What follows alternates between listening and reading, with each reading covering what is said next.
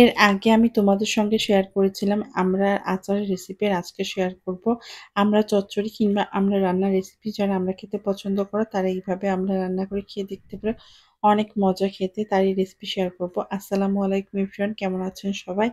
আলহামদুলিল্লাহ আমরা ভালো আছি। তো আমি এখানে 8টা মতো আমড়া নিয়ে নিয়েছি। আমরা ছুলে প্রথমে আমি আমড়ার গায়ে একটু কেটে কেটে নিয়েছিলাম যাতে মশলা যায়। তারপরে আমড়াগুলাকে আমি প্রেসার কুকারে সিদ্ধ দিয়ে নিব। তো এখানে আমি লবণ দিচ্ছি আর হলুদের গুঁড়া দিয়েছি। দিয়ে আমি প্রথমে আমড়াটাকে সেদ্ধ করে নিব। তো আপনারা যদি খুব বেশি নরম খেতে চান তাহলে ৫ থেকে ৬টা সিটি দেবেন। আর যদি একটু শক্ত পছন্দ করেন তাহলে ২-৩টা দিলেই হবে। তো আমি ৬-৭টা দিয়ে নিয়েছিলাম।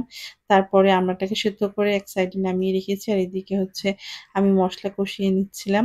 তো আমি পেঁয়াজ দিয়েছি, তারপরে আদা, রসুন আর পেঁয়াজ বাটা দিয়ে দিয়েছিলাম অল্প করে। তারপরে কাঁচা মসলাটা কষিয়ে নিয়ে আমি বাটা মসলা কষিয়ে নিয়ে তারপর আমি এখানে দিয়ে দিচ্ছি গুঁড়া মসলা। তো আমি লবণ দিলাম আবার অল্প পরিমাণে, যেহেতু আগে আমি লবণ দিয়েছি। হলুদও খুব সামান্য পরিমাণে দিয়েছি। আর ১ চামচ দিয়েছিলাম ঝালের গুঁড়া আর একটু ধনিয়া গুঁড়া। দিয়ে আমি যেই পানিটা দিয়ে আমড়াটাকে সেদ্ধ করে নিয়েছি সেই পানিটা দিয়ে আমি মসলাটাকে খুব ভালোভাবে কষিয়ে নিব। তো কষানো হয়ে গেলে যতটুকু পানি ছিল আর আমড়াটা ছিল সেটা আমি এর ভিতর দিয়ে দিয়েছি। দিয়ে খুব ভালোভাবে এবার নাড়াচাড়া করে মসলার সাথে আমড়াটাকে খুব ভালো করে কষিয়ে নিব। তো কিছুক্ষণ ঢাকা দিয়ে কষিয়ে নেওয়ার পরে আমি আবারও কিছু পানি এড করেছিলাম।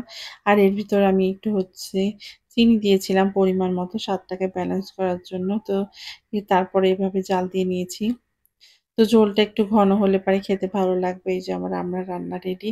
আর দেখতে যেমন হয়েছিল খেতে অনেক মজা হয়েছিল। যারা আমড়া খেতে পছন্দ করেন তারা অবশ্যই এরকম করে একবার বাসায় ট্রাই করবেন, দেখবেন খেতে অনেক মজা। তো এই যে আমার রান্নার রেসিপি। তো যাদের পছন্দ হবে তারা অবশ্যই রান্না করে খাবেন। আর কেমন হয়েছে আমাকে কমেন্ট করবেন। তারপরে একটু নিচে গিয়েছিলাম হাঁটাহাঁটি করতে। তো একটু ভিডিও করছিলাম। এই যে এটা আমাদের নতুন বাসা। তো ঢাকার ভিতরে এরকম গাছপালাওয়ালা বাসা পাওয়া খুবই মুশকিল। তো যাক ভাগ্যের ছিল তাই পেয়েছি। বাসাটা পুরা ২ তলা। আর নিচে ৬টা রুম, উপরে ৬টা রুম, মানে ইউনিট করে এরকম করে। আর প্রচুর গাছপালা আর বাতাসও অনেক। তো নিচে এসেছিলাম একটু হাঁটতে মেয়েকে নিয়ে। তো একটু ভিডিও করছিলাম আপনাদের সঙ্গে শেয়ার করার জন্য। আর এই যে এপাশেও গাছ লাগানো আর এপাশেও গাছ আছে। আর মাঝখান দিয়ে এরকম করে চিকন করে রাস্তার এই যে সামনে দেখতে পাচ্ছেন এটাই মেইন গেট।